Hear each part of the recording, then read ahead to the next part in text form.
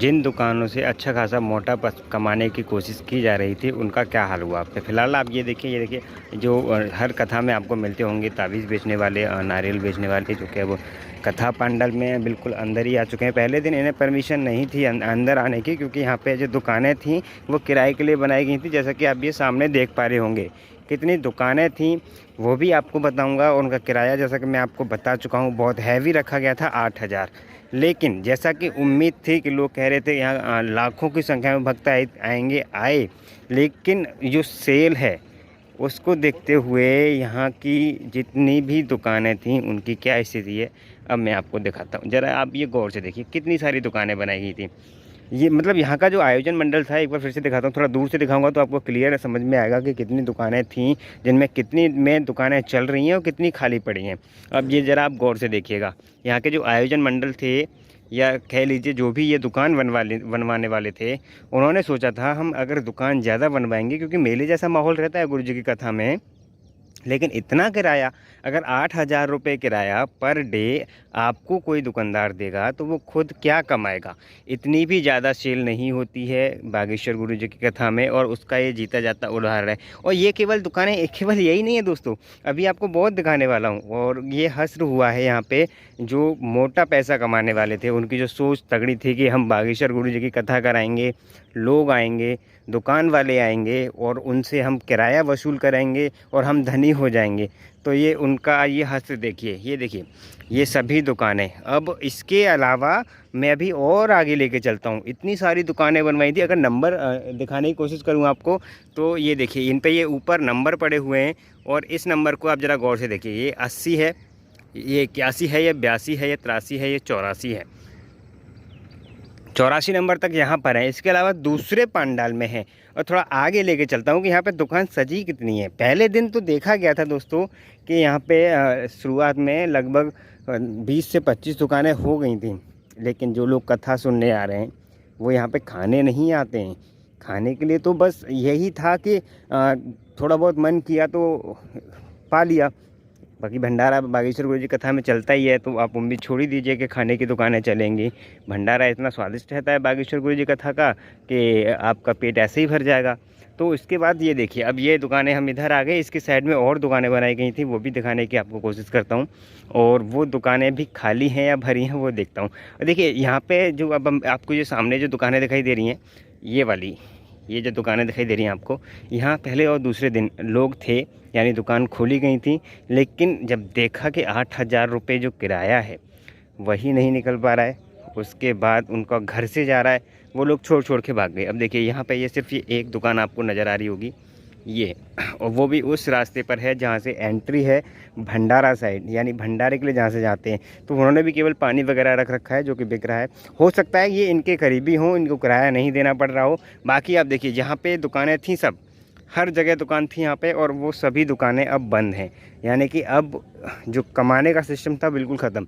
इसके बाद इन दुकानों का हाथ से देखिए, यहाँ पे भी देखिए ये भी अब बिल्कुल खाली हैं। इसके आगे और लेके चलते हैं आपको दोस्तों। इतना पैसा लगाया दुकानों से पैसा कमाने के लिए, लेकिन वो कहते हैं ना कि सारा पैसा डूब गया। और करना भी नहीं चाहिए। अगर आप कोई प्रोग्राम करा रहे हैं तो जितने भी दुकानदार हैं वो आपके माध्यम से अगर कुछ कमा पाते हैं तो उन्हें छूट दीजिए। वैसे ही हर कथा में कोई दुकान नहीं लगवाता है, पैसा किराए पे यानी उठाता नहीं है। बागेश्वर गुरु जी पहले ही कहते हैं कि अगर हमारी कथा में कोई मेला लग रहा है, कोई दुकानदार है, तो उससे पैसा नहीं लिया जाएगा। अगर आप उससे पैसे भी लेते हैं तो हमारी कथा ना कराओ। और ये वही हुआ है, शायद बालाजी की कृपा हुई है जिससे इनको कोई भी दुकानदार ऐसा नहीं मिला जो इनको किराया दे सके। अब देखिए यहाँ पे सिर्फ ये 4 दुकान आपको नज़र आ रही होंगी मेरे सामने।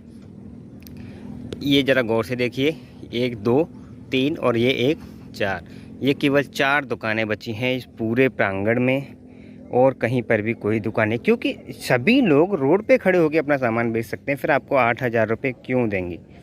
अगर वो रोड पर खड़े होकर 500 कमा रहे हैं तो 8,000 यहाँ का बच रहा है, तो उनका 8,500 रुपये होगा डेली का। पहले आपके लिए 8,000 कमाना, बाद में 500 रुपये ये सोचने वाली बात है। हालांकि बागेश्वर गुरु जी पहले ही कह चुके हैं कि हम जहाँ भी कथा करते हैं, हमारे यहाँ जितने भी आते हैं पार्किंग में, जैसे वाहन खड़े करने वाले हैं, दुकानदार हैं, उनसे अगर आप पैसे लेते हैं तो हमारी कथा आप मत कराइएगा, मत कराइएगा। लेकिन फिर भी यहाँ के लोगों ने नहीं माना और वही असर हुआ। बालाजी की ऐसी कृपा हुई कि इनको कोई भी दुकानदार ही नहीं मिला। ये पांडाल की स्थिति है, सुबह की मैं आपको दिखा रहा हूँ। और आपको एक सूचना देना चाहूँगा, बागेश्वर गुरु जी आज गुरु दीक्षा देने वाले हैं ग्रेटर नोएडा में, और उसका जो समय है वो शाम का है, यानी कथा के बाद रात को गुरु दीक्षा दी जाएगी। तो उसके लिए जहाँ पर बागेश्वर गुरु जी रुके हुए हैं वहाँ संपर्क करना होगा। और गुरु दीक्षा अगर आप लेते हैं तो बहुत नियम कायदे कानून होते हैं जिन्हें आपको फॉलो करना होता है। तो गुरु दीक्षा आप तभी लें जब आप उन्हें मान पाएँ। केवल इतना ऐसा नहीं है कि अगर आप गुरु दीक्षा ले लेंगे तो गुरु जी से मिल तो लेंगे, गुरु मंत्र भी मिल जाएगा, लेकिन उन्हें फिर फॉलो भी करना होगा। क्योंकि अगर आप किसी को गुरु बना रहे हैं तो उनके जो नियम हैं उन्हें भी पालना होगा, तभी आपको गुरु दीक्षा लेनी होगी। मिलने भर मात्र से आपका कुछ नहीं होने वाला है। अगर आप चाहते हैं कि उनका हाथ हमारे सिर पर लग जाए केवल, तो ये एक झूठ हुआ, फरेब हुआ कि गुरु दीक्षा के नाम पे आप उनसे मिले और उनका आशीर्वाद प्राप्त हुआ और फिर बाद में आपने सब कुछ छोड़ दिया। तो ऐसा नहीं करना है आपको। बाकी गुरु दीक्षा आज दी जाएगी। और आपको एक जानकारी और दे दूं, बागेश्वर गुरु जी की जो कथा है वो यहाँ पर कल आखिरी दिन है, समापन दिवस है कल। और इसके बाद फिर उनकी जो अगली कथा है वो विदेश में है। और इस कथा के बाद बागेश्वर गुरु जी सीधा धाम जाएंगे, धाम के बाद फिर सीधा विदेश जाएंगे। और बहुत समय भी हो गया बागेश्वर गुरु जी को धाम नहीं गए हैं, जैसा कि आपने देखा लगातार उनकी कथाएं थी। और ये बहुत दिनों के बाद पहली बार 7 दिन की कथा आई, जो कि बहुत ही भव्य और दिव्य रही। और बागेश्वर गुरु जी के लिए यहाँ पे एक खास इंतज़ाम किया गया था कल की डेट में। और आपको बता भी दूँ, देवकीनंदन ठाकुर जी पूरे संत समागम के साथ यहाँ पे आए हुए थे।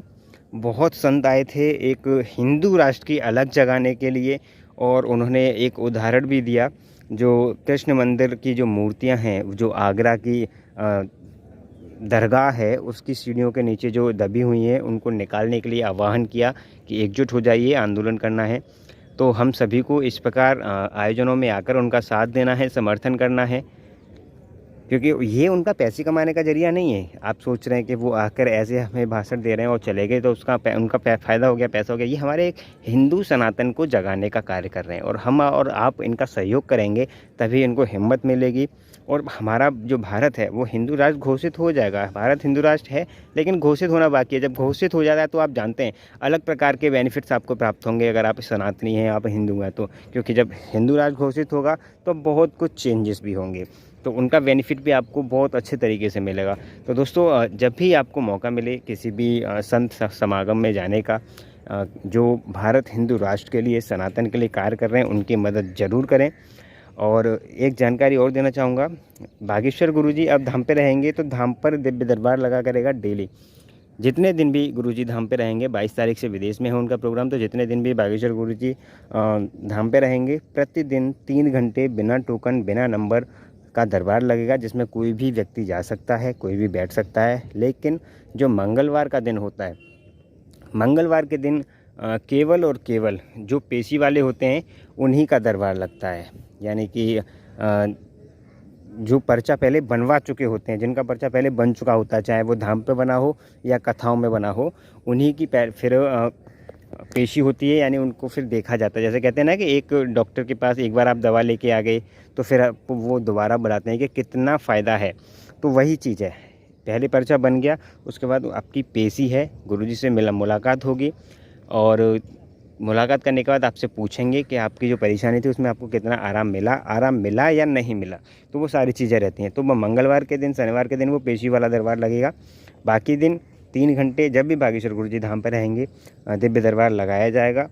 और अगर आपको हमारी वीडियोज़ पसंद आती हैं दोस्तों, तो लाइक, शेयर, कमेंट ज़रूर किया करें। और हमारे चैनल पर अगर आप अभी तक नए हैं, चैनल को अभी आपने हमारे को सब्सक्राइब नहीं किया है तो सब्सक्राइब भी कर लें। पैसा नहीं लगेगा आपको, बदले में हम आपको और भी कथाओं की जानकारी देते रहेंगे। और एक आपसे एक छोटी सी जानकारी और, अगर आप हमारे चैनल पर जया किशोरी जी की वीडियोज़ देखना चाहते हैं तो हमें कमेंट सेक्शन में जाके ज़रूर बताएं।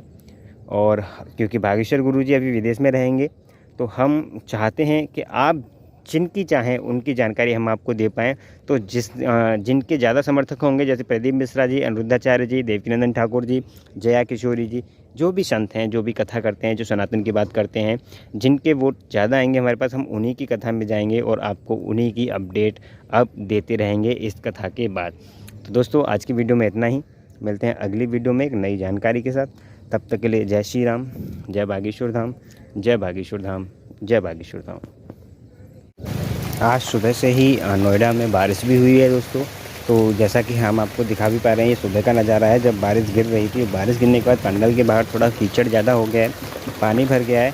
तो आप थोड़ा सावधानीपूर्वक आएँ, आपके जो चप्पल जूते हैं घर पर ही छोड़ के आएँ हो सके तो, क्योंकि यहाँ अगर आप लाएँगे तो उन्हें वापस नहीं लेके जा पाएंगे, गंदे इतने हो जाएंगे। धन्यवाद दोस्तों, जय श्री राम, जय बागेश्वर धाम।